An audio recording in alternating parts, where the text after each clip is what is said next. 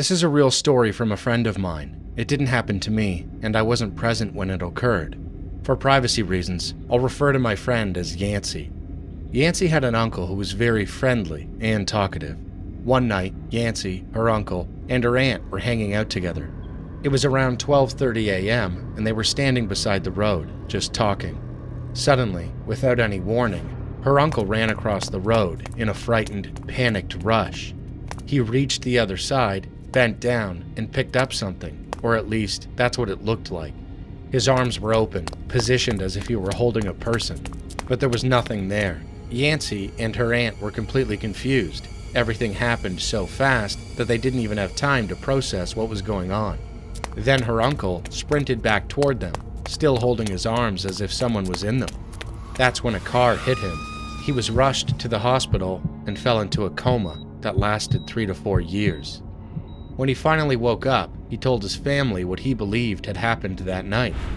He said he saw an old woman who used to sell jujubes sitting across the road. He recognized her immediately and ran to save her because he thought she was about to be hit by a car. Years earlier, there had been an elderly vendor woman who regularly came to their house to sell jujubes. She was especially close to Yancey's uncle and treated him like her own son. He had always been kind to her. Not long after those visits stopped, the woman passed away after being hit by a vehicle. That night, Yancey's uncle believed he saw her sitting across the road. Unfortunately, after the accident, he was never the same again. He lost his mental stability and his personality changed completely. Maybe it was the ghost of that woman. Maybe she wanted to take him with her, but why would she return after so many years? I guess we'll never know. Hi, I'm a huge fan of your YouTube videos and I wanted to tell you a story my friend experienced, so I hope you get the chance to see this. Anyway, this happened when he was 13. He was working with his uncle at a water park in El Salvador for some extra money. He had been working there for a few weeks already. One day, while they were cleaning, his uncle realized that he had forgotten his tools in the bathroom and was about to go get them when my friend asked if he could go instead, because he had never really explored the water park like that. His uncle said yes, but then started to say, "If you see someone, don't run." My friend thought his uncle was just joking and tried to laugh it off, but his uncle looked serious. That kind of freaked him out, but he brushed it off since they joked around a lot. While he was on his way to the bathroom, he mentioned that it was pretty far, but he kept walking. About halfway there, he suddenly heard a door slam. It was really loud because it was a metal door, and that completely freaked him out. After pausing for a moment, he saw a woman dressed entirely in white. She looked wet, almost transparent. He stood there for a second, terrified, and then started running back toward his uncle. As he ran, he could hear wet footsteps slamming against the pavement, getting faster and faster behind him. He later said he was glad he was active and played soccer because he was able to run really fast. When he finally reached his uncle, he started tearing up and explaining how he saw a woman dressed in white chasing him. That's when his uncle said, I'm sorry I didn't tell you about this before, but this place is haunted. The woman you saw was a ghost. Her children drowned here, and the pain completely broke her. She ended her life in that bathroom so she could be with them forever. After hearing that, my friend didn't know what to say or do.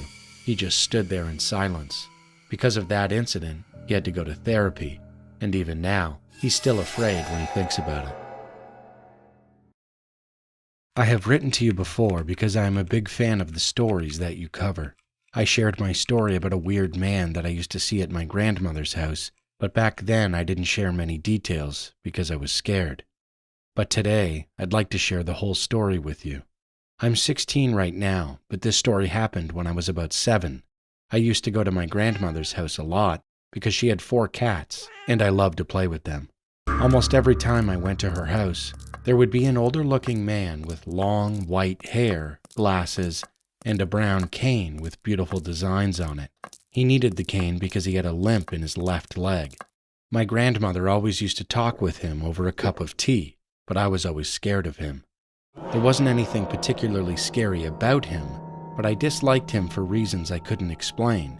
He would never speak to me, he would just look at me in a strange way. After a few years, I stopped seeing him, but it didn't bother me.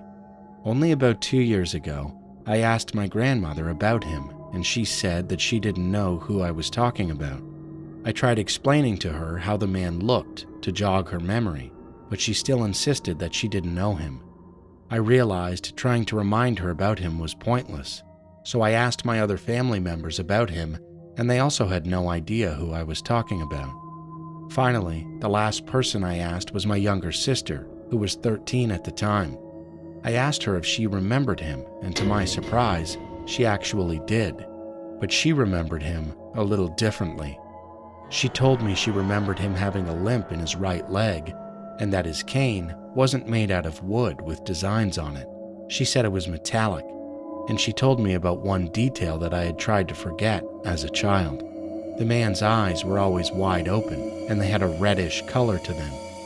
I still sometimes get nightmares about him, even though I don't even know who he was. This story happened about a year ago, but I still remember all the details I wish I could forget. In the summer, my sisters and I had a habit of going out for late-night walks. Walking at night in our neighborhood felt calming, and we also walked because we couldn't stand the unbearable heat in our apartment since we didn't have an air conditioner. One day, my 2 older sisters decided to walk without me, thinking I wouldn't go, so I decided to go out and search for them so we could all walk together. The neighborhood that night was very calm, almost too calm. There was a cold mist, and the wind whistled softly. When I realized I was a bit too far from my neighborhood, I decided to go home, thinking my sisters had gone back earlier that night. On my way home, however, I noticed a silhouette of a guy running toward me from not too far away. At first, he seemed like he was jogging, but my instincts told me to run as fast as I could. As I started running, the guy was already behind me, moving at a terrifying speed.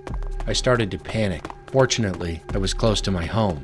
I didn't want to go there because that would have been a dangerous move, but I had no choice. The moment I reached the apartment, I felt a sense of relief. The guy, however, was right behind me, exhausted and breathing heavily. I rang my family's apartment bell and pretended to be on the phone. Eventually, I got inside and didn't say a word to my mom or my sisters because I was too scared. Ever since then, the thought of meeting that guy again has never left my mind. I became paranoid, and obviously, I stopped going out at night with my sisters. I was even worried for them, afraid they might encounter the same experience I lived through, but with a worse outcome. This story happened to my uncle when he was 25, and it's still happening to him to this day. He lives at my grandmother's house. At some point, he began to feel that some kind of spiritual presence was following him. Wherever he went, especially when he was alone at home, it always felt like it was there. He didn't think it was an evil spirit, but strange things kept happening around him, almost like something out of a poltergeist story. When he took a shower, he would suddenly hear the toilet flush by itself. Sometimes there were knocking sounds on the mirror, or shampoo would come out on its own. When he was eating, his spoon would slip out of his hand for no reason. Cups filled with water would suddenly fall over. Sometimes, even the taste of his food would completely change. He would make spicy food, but it tasted sweet instead. When he tried to study, loud noises would suddenly blast from his speakers, scaring and distracting him. Even while watching TV, strange things would happen, as if something was deliberately trying to bother him. This happened almost every day, but despite all of that, he never thought he would actually see it. Then, one night, something unexpected happened. Around 2 a.m., my uncle fell asleep. Not long after, he heard strange noises coming from outside his room. Curious, he slowly looked through the slightly open door. That's when he saw it. Standing in the hallway was a figure wearing white clothes with long black hair flowing as if it were being blown by the wind. It looked like a woman. The sight was terrifying. He realized that the figure was staring directly at him. Instead of running away, my uncle stared back without blinking. They looked at each other for several minutes. Then, suddenly, the figure vanished into thin air. To this day, my uncle says he can't forget that moment. He still wonders who or what that spirit was. and why I chose to follow him. Hey, for privacy reasons, let's call me Aurora, and this is my story. I was 15 at the time this incident happened.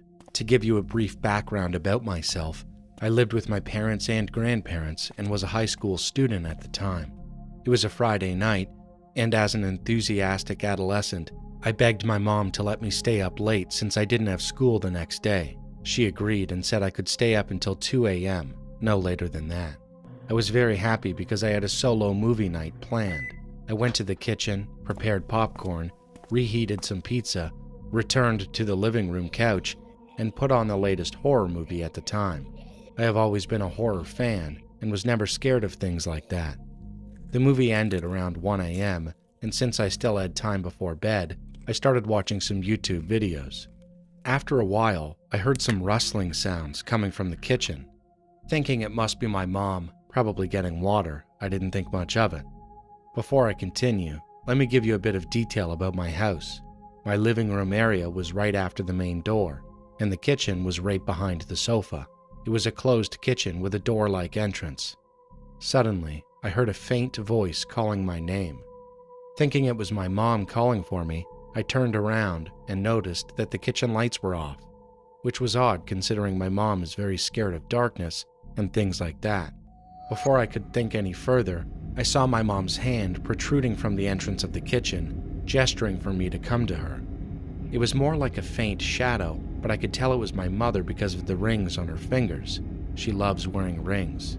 Without thinking much, I set my laptop aside and stood up to go to her. As I reached the kitchen, I turned on the light, and to my utter shock, I saw the kitchen was empty. There was no one there. Then who gestured for me to come over, and who was calling my name? While I was still in shock, I suddenly heard a loud noise. It was my mom yelling my name from her room. I turned and saw her standing in the bedroom doorway, telling me that it was already 2 a.m. and that I needed to go to bed. Not wanting to scare her, I didn't say anything and went to bed. The next morning, I told her everything, and she was shocked as well. Trying not to scare me further, she brushed the topic off, but I could clearly see the unease on her face. 6 months later, we moved to a new apartment complex. I'm 22 now, and to this day, what happened that night remains a mystery.